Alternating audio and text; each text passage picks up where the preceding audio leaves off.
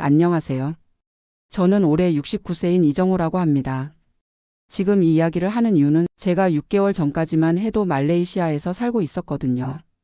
정년 퇴직하고 평생 모은 돈으로 따뜻한 나라에서 여유롭게 살겠다고 큰 결심을 했었는데 결국 6개월 만에 다시 한국으로 돌아올 수밖에 없었습니다.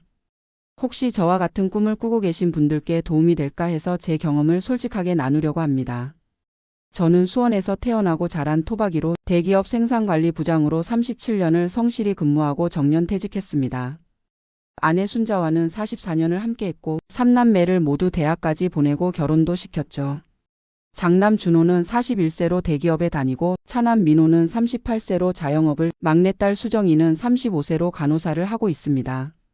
퇴직금 2억 원과 국민연금 월 150만 원, 그리고 수원에 34평 아파트 한 채가 제 전 재산이었어요. 말레이시아 이민을 생각하게 된 건 2022년 겨울이었습니다. 그해 겨울이 유난히 추웠거든요. 난방비가 한 달에 20만 원씩 나오는데 연금만으로는 생활하기가 빠듯했어요. 게다가 미세먼지 때문에 외출도 마음대로 할 수 없고 아내는 관절염 때문에 추운 날씨를 많이 힘들어했습니다. 그때 동창 모임에서 만난 친구 하나가 말레이시아 쿠알라룸푸르에서 살고 있다는 얘기를 들었어요.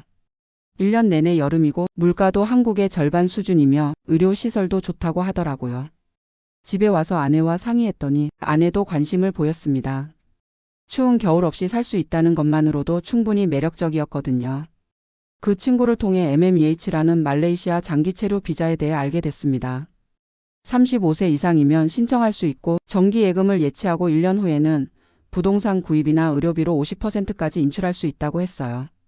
우리 나이면 플래티넘 등급으로 신청해야 하는데 정기예금으로 약 14억 원 정도를 예치해야 한다고 하더라고요. 처음엔 금액이 부담스러웠지만 한국 집을 팔면 12억 정도는 될 것 같았고 퇴직금 2억까지 합치면 충분히 가능한 금액이었어요. 더군다나 말레이시아에서는 월 300만 원 정도면 한국에서 월 500만 원 쓰는 것과 비슷한 생활을 할 수 있다고 하니 연금만으로도 충분히 여유로운 생활이 가능해 보였습니다. 2023년 3월에 아내와 함께 말레이시아로 일주일간 답사를 다녀왔어요. 쿠알라룸푸르 근교의 몽키아라라는 지역에 있는 콘도미니엄들을 둘러봤는데 정말 깜짝 놀랐습니다. 30평 정도 되는 콘도에 수영장과 헬스장, 테니스 코트까지 있는 단지가 월세 200만 원 정도였거든요. 한국 같으면 관리비만 50만 원은 나올 텐데 여기는 관리비까지 포함된 가격이라고 하더라고요. 날씨도 정말 좋았어요. 3월인데도 반팔을 입고 다닐 수 있고 습도가 높긴 했지만 한국 여름보다는 훨씬 견딜만 했습니다. 무엇보다 한인들이 많이 살고 있어서 한국 음식점도 많고 한국 마트도 있어서 생활하는데 큰 불편은 없어 보였어요. 그 친구 집에서 며칠 지내면서 현지 생활을 체험해봤는데 정말 천국 같았습니다. 아침에 일어나서 콘도 내 수영장에서 수영하고 오후에는 근처 쇼핑몰에서 시원한 에어컨 바람을 쏘이며 커피를 마시고 저녁에는 현지 음식을 싸게 먹을 수 있었어요. 택시비도 한국의 3분의 1 수준이어서 어디든 부담 없이 다닐 수 있었고요. 한국으로 돌아와서 본격적으로 이민 준비를 시작했습니다. MMEH 비자 신청 절차가 좀 복잡하긴 했지만 전문 업체를 통해 서류를 준비했어요. 건강검진도 받고 필요한 서류들도 모두 공증받아서 제출했습니다. 비자 승인까지는 약 4개월 정도 걸렸어요. 그 사이에 한국 집을 정리했습니다. 34평 아파트를 12억 2천만 원에 팔았어요. 아이들은 처음엔 반대했지만 제가 워낙 결심이 확고하다 보니 결국 이해해 주더라고요. 다만 90세인 제 어머니가 걱정이었는데 큰아들 준호가 어머니를 모시겠다고 해서 마음을 놓을 수 있었습니다. 2023년 9월 드디어 말레이시아로 출발했습니다. 인천공항에서 쿠알라룸푸르까지 약 6시간 반의 비행, 새로운 인생이 시작되는 것 같아 가슴이 설렜어요. 아내도 오랜만에 밝은 표정을 지으며 기대감을 내비쳤습니다. 쿠알라룸푸르 공항에 도착했을 때의 그 따뜻함은 지금도 기억에 생생해요. 한국은 이미 추워지기 시작했는데 이곳은 반팔만 입어도 될 정도로 따뜻했거든요. 답사 때 받았던 몽키아라의 콘도미니엄에 짐을 풀고 새로운 생활을 시작했습니다. 처음 한 달은 정말 신혼여행 같았어요. 매일 아침 수영장에서 수영하고 오후에는 쇼핑몰을 구경하거나 근처 공원을 산책했습니다. 저녁에는 다양한 현지 음식을 먹어보는 재미도 있었고요. 아내는 관절염 때문에 그렇게 힘들어했는데 따뜻한 날씨 덕분인지 많이 좋아졌어요. 그런데 두 번째 달부터 조금씩 문제가 생기기 시작했습니다. 가장 큰 문제는 언어였어요. 말레이시아는 영어가 공용어라고 하지만 실제로는 말레이어와 중국어 그리고 각자의 방언이 섞인 영어를 써서 알아듣기가 정말 어려웠어요. 택시를 타고 목적지를 말해도 제대로 전달이 안 되고 마트에서 물건을 사려고 해도 직원과 소통이 안 돼서 답답했습니다. 한국 마트가 있긴 했지만 가격이 현지 마트보다 2배 이상 비쌌고 매일 그곳에서만 장을 볼 수는 없는 노릇이었어요. 그리고 의료 시스템의 차이도 생각보다 컸습니다. 아내가 혈압약을 떨어뜨려서 현지 병원에 가게 됐는데 의사와의 소통도 어려웠고 외국인이라는 이유로 의료비를 엄청나게 비싸게 받더라고요. 간단한 진료와 혈압약 처방받는데 15만 원 정도 나왔어요. 한국 같으면 5천 원도 안 될 일인데 말이죠. 민간 의료보험에 가입해야 한다고 하는데 나이가 많다 보니 보험료가 월 40만 원 정도 나왔어요. 한국에서는 국민건강보험으로 월 10만 원 정도만 내면 됐는데 여기서는 의료비가 오히려 더 부담스러웠습니다. 세 번째 달에는 더 큰 문제가 생겼어요. 한국에 계신 어머니가 갑자기 쓰러지신 거예요. 큰아들 준호가 급하게 연락을 해왔는데 뇌경색 의심으로 중환자실에 계신다고 하더라고요. 당장 한국으로 가고 싶었지만 비행기표도 비쌌고 무엇보다 어머니 곁에서 간병을 해드릴 수 없다는 현실이 너무 괴로웠습니다. 아내는 매일 울었어요. 시어머니를 제대로 모시지 못한다는 죄책감과 멀리 떨어져 있어서 아무것도 해드릴 수 없다는 무력감 때문이었죠. 저도 마찬가지였습니다. 90세의 어머니를 두고 이렇게 멀리 와 있는 제 자신이 원망스러웠어요. 다행히 어머니는 일주일 만에 의식을 되찾으셨지만 반신마비가 와서 휠체어 생활을 하게 되셨습니다. 큰아들 내외가 정말 잘 돌봐드렸지만 제가 곁에 있지 못한다는 마음의 짐은 계속 무거웠어요. 네 번째 달에는 막내 아들 민호에게 문제가 생겼습니다. 카페를 운영하고 있었는데 코로나 이후 경기가 안 좋아져서 결국 문을 닫게 됐다고 하더라고요. 대출금이 8천만 원 정도 남아있는데 당장 갚을 돈이 없다고 도움을 요청해 왔어요. 한국에 있었다면 당장 달려가서 상황을 파악하고 도와줄 수 있었을 텐데 여기서는 전화로 이야기만 들을 수밖에 없었습니다. 결국 MMEH 예치금 중 일부를 인출해서 아들을 도와주기로 했는데 그 절차가 생각보다 복잡하고 시간이 오래 걸렸어요. 아내의 우울감도 점점 심해졌습니다. 처음엔 따뜻한 날씨를 좋아했는데 매일 똑같은 날씨가 계속되니까 오히려 지겹다고 하더라고요. 한국의 사계절이 그리워진다면서 특히 가을 단풍과 겨울 눈이 보고 싶다고 자주 말했어요. 그리고 사람들과의 관계에서도 어려움이 있었습니다. 한인 커뮤니티에 들어가려고 했는데 이미 형성된 그룹들이 있어서 새로 들어가기가 쉽지 않았어요. 나이 차이도 있고 출신 지역이나 직업에 따른 보이지 않는 서열 같은 것도 있더라고요. 현지인들과는 언어 문제로 깊은 관계를 맺기 어려웠고 결국 아내와 둘이서만 지내는 시간이 대부분이었습니다. 한국에서는 동창회도 있고 이웃들과의 관계도 있어서 외롭지 않았는데 여기서는 정말 외로웠어요. 다섯 번째 달에는 더 결정적인 일이 생겼습니다. 큰아들 준호가 급하게 연락해서 어머니 상태가 많이 악화되셨다고 하더라고요. 의사가 언제 어떻게 될지 모르니 마음의 준비를 하라고 했다고 했어요. 그 순간 더 이상 참을 수 없었습니다. 아내와 상의한 결과 임시로라도 한국에 가보자고 결정했어요. 한 달 정도만 다녀올 계획으로 비행기표를 끊었는데 편도로 150만 원씩 해서 두 명이 300만 원이나 들었어요. 말레이시아에서 한 달 생활비와 맞먹는 돈이었죠. 한국에 도착해서 어머니를 뵈니 정말 많이 쇠약해지셨더라고요. 제 손을 꼭 잡으시면서 눈물을 흘리시는 모습을 보니 그동안 제가 얼마나 잘못 생각했는지 깨달았어요. 돈이 있다고 해서 부모를 버리고 편안한 곳으로 갈 수 있는 게 아니구나 싶었습니다. 한국에서 한 달을 지내면서 느낀 건 이곳이 바로 제 삶의 터전이라는 것이었어요. 말레이시아에서는 매일이 휴가 같았지만 한국에서는 삶이 있었습니다. 가족들과의 추억이 서린 곳들, 오랜 친구들과의 만남, 익숙한 음식과 문화. 이 모든 것들이 얼마나 소중한지 새삼 느꼈어요. 아내도 마찬가지였습니다. 딸 수정이와 함께 시장에 가서 장을 보고 손주들과 놀아주는 시간이 말레이시아에서의 어떤 여유로운 시간보다도 행복해 보였어요. 특히 큰손주가 할머니 보고 싶었다고 안기는 모습을 보니 아내 눈에서 눈물이 주르륵 흘러내리더라고요. 그때 결심했습니다. 다시 말레이시아로 돌아가되 이번엔 완전히 정리하고 한국으로 돌아오자고요. 아내도 같은 생각이었어요. 따뜻한 날씨와 저렴한 물가보다는 가족과 함께하는 삶이 더 소중하다는 걸 깨달았거든요. 말레이시아로 돌아가서 정리하는 과정도 만만치 않았습니다. 콘도 계약을 중도에 해지하려니 위약금을 물어야 했고 MMEH 비자를 포기하고 예치금을 찾는 과정도 복잡했어요.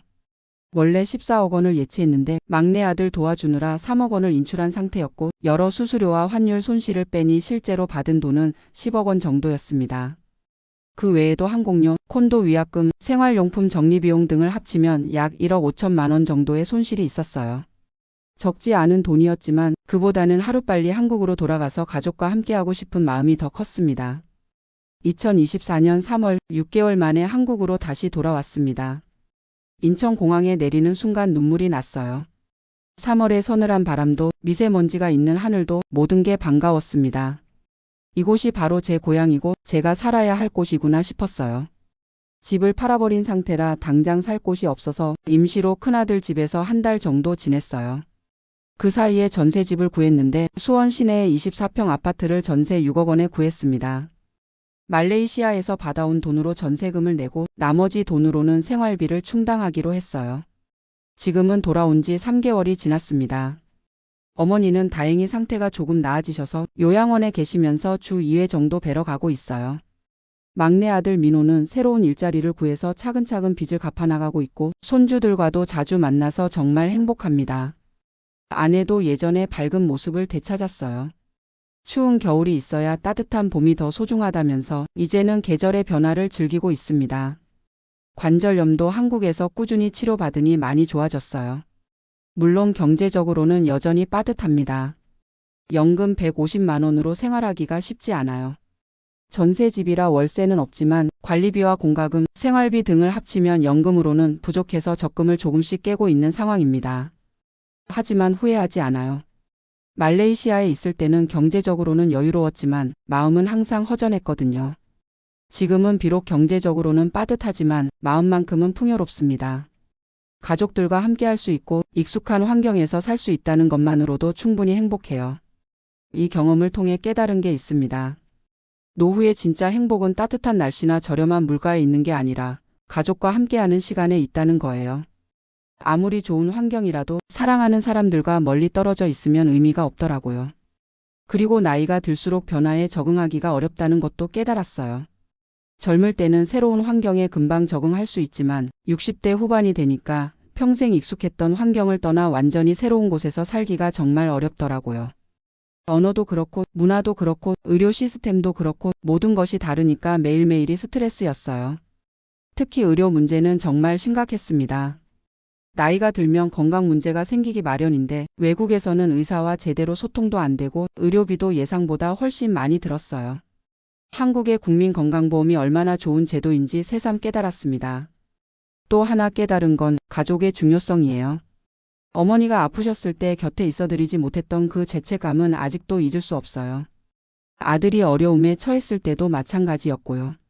가족이라는 건 좋을 때만 함께하는 게 아니라 어려울 때 서로 의지할 수 있어야 하는 건데 그런 면에서 저는 정말 이기적이었던 것 같아요. 손주들과의 관계도 중요했습니다. 6개월이라는 시간이 그리 길지 않다고 생각했는데 아이들에게는 정말 긴 시간이더라고요. 특히 막내 손주는 제가 없는 동안 말을 배우기 시작했는데 돌아와서 보니 저를 완전히 낯설어 하더라고요. 그때 정말 마음이 아팠습니다. 지금은 다시 손주들과 친해져서 일주일에 2번 정도 만나고 있어요. 큰 손주는 중학생인데 제가 말레이시아에 다녀온 이야기를 신기해하면서 들어요. 그런데 할아버지가 왜 다시 돌아왔는지는 이해하지 못하겠다고 하더라고요. 그래서 설명해 줬어요. 아무리 좋은 곳이라도 가족이 없으면 의미가 없다고 할아버지에게는 이곳이 세상에서 가장 좋은 곳이라고요. 아내와는 요즘 더 많은 대화를 나누고 있어요. 말레이시아에 있을 때는 서로에게만 의존해야 하다 보니 오히려 갑갑했는데 한국에 와서는 각자 할 일도 있고 만날 사람도 있으니까 더 여유로운 관계가 됐어요. 아내는 요즘 복지관에서 하는 요가 교실에 다니고 있고 저는 동네 노인정에서 바둑을 두면서 시간을 보내고 있습니다.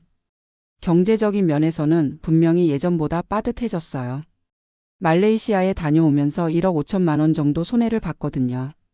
하지만 그 돈으로 정말 귀중한 교훈을 얻었다고 생각해요. 돈으로는 살 수 없는 소중한 것들이 무엇인지 깨달았으니까요. 요즘은 생활비를 줄이기 위해 여러 가지 노력을 하고 있어요. 마트에서 할인 상품을 골라 사고 외식은 줄이고 집에서 요리해서 먹고 필요 없는 지출은 최대한 줄이고 있습니다. 처음엔 불편했는데 이제는 오히려 이런 생활이 더 알차고 보람 있다고 느껴져요. 건강 관리도 더 신경 쓰고 있어요. 동네 보건소에서 하는 무료 건강검진을 정기적으로 받고 복지관에서 하는 건강 프로그램에도 참여하고 있습니다. 말레이시아에서는 의료비가 부담스러워서 병원 가기를 꺼렸는데 한국에서는 국민건강보험 덕분에 부담 없이 치료받을 수 있어서 정말 좋아요. 친구들과의 관계도 다시 회복했습니다. 말레이시아에 가기 전에는 동창 모임이나 친구들 만남이 부담스럽게 느껴졌는데 이제는 그런 만남들이 얼마나 소중한지 알겠어요. 한 달에 한 번씩 있는 동창 모임도 빠지지 않고 참석하고 있고 동네 친구들과도 자주 만나서 이야기를 나누고 있습니다. 계절의 변화도 새삼 소중하게 느껴져요. 말레이시아에서는 1년 내내 똑같은 날씨여서 처음엔 좋았는데 나중에는 정말 지겹더라고요. 지금은 봄에 피는 꽃들도 여름의 더위도 가을의 단풍도 겨울의 추위도 모두 고마워요. 계절마다 다른 즐거움이 있다는 걸 새롭게 깨달았습니다. 특히 올해 첫눈이 왔을 때는 정말 감동적이었어요. 아내와 함께 창밖으로 내리는 눈을 보면서 이런 아름다운 풍경을 보지 못할 뻔했구나 싶었거든요.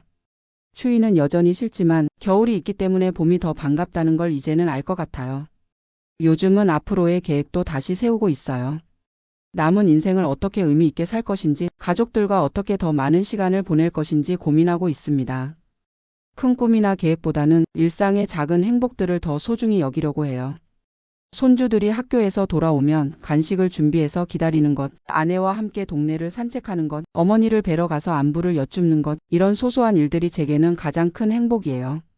가끔 말레이시아에서 함께 지냈던 한인들로부터 연락이 와요. 여전히 그곳에서 만족스럽게 살고 있다는 분들도 계시고 저처럼 한국으로 돌아온 분들도 계세요.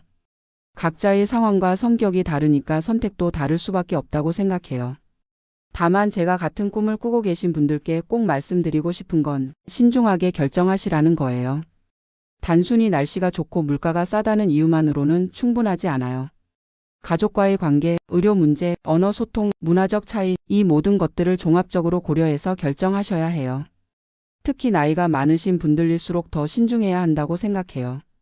젊을 때는 적응력이 좋아서 어디서든 살 수 있지만 나이가 들면 평생 살아온 환경을 바꾸기가 정말 어려워요. 저도 69세에 새로운 환경에 적응하려니까 정말 힘들었거든요. 그리고 꼭 장기간 체험해 보시길 권해요. 일주일이나 한 달 정도의 여행으로는 현실을 제대로 파악하기 어려워요. 저도 일주일 답사 때는 정말 좋아 보였는데 실제로 살아보니 전혀 다르더라고요. 가능하면 6개월 이상 체험해 보시고 결정하시는 게 좋을 것 같아요. 의료보험 문제도 꼭 확인해 보세요. 나이가 들면 건강 문제가 생기기 마련인데 외국에서는 의료비가 정말 많이 들어요. 특히 응급 상황이 생겼을 때 어떻게 대처할 것인지, 언어 소통은 어떻게 할 것인지 미리 준비해 두셔야 해요. 가족과의 관계도 중요하게 생각하세요. 멀리 떨어져 있으면 정말 외로워요. 화상통화나 전화로는 한계가 있거든요. 특히 부모님이나 자녀들에게 문제가 생겼을 때 바로 달려갈 수 없다는 게 정말 힘들어요. 그리고 현지 한인 커뮤니티의 분위기도 미리 파악해 보시길 권해요. 생각보다 파벌이 있거나 배타적인 경우도 있어서 새로 들어가기 어려울 수 있어요. 혼자서도 충분히 생활할 수 있는 준비가 되어 있어야 해요. 마지막으로 해외 이민을 결정하기 전에 한국에서의 생활을 먼저 점검해 보세요. 정말 한국에서는 행복하게 살 수 없는 상황인지 아니면 조금만 바꾸면 충분히 만족스럽게 살 수 있는 건 아닌지 생각해 보시길 바라요. 저는 지금 한국에서의 생활에 정말 만족하고 있어요. 경제적으로는 예전보다 빠듯하지만 마음은 훨씬 풍요로워졌어요. 가족들과 함께하는 시간, 친구들과의 만남, 익숙한 환경에서의 생활, 이 모든 것들이 얼마나 소중한지 새삼 깨달았거든요. 어머니께서 요즘 자주 하시는 말씀이 있어요. 돈이 있어도 자식들 곁을 떠나면 안 된다고, 나이가 들수록 가족이 가장 큰 재산이라고 하시죠. 정말 맞는 말씀이에요. 아무리 좋은 환경이라도 사랑하는 사람들이 없으면 의미가 없더라고요. 혹시 저와 같은 고민을 하고 계신 분들이 계시다면 제 경험이 조금이나마 도움이 되었으면 좋겠어요. 무조건 해외 이민이 나쁘다는 게 아니라 자신의 상황을 정확히 파악하고 신중하게 결정하시라는 거예요.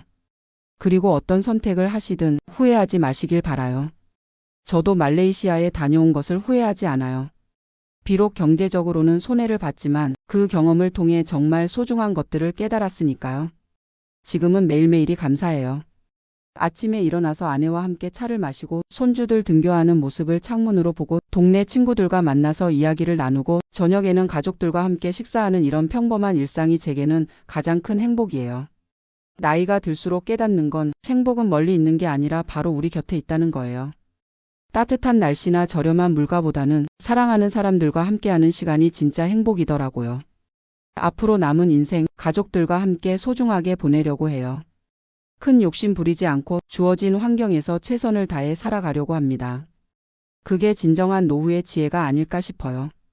제 이야기가 여러분들께 조금이나마 도움이 되었으면 좋겠습니다. 감사합니다.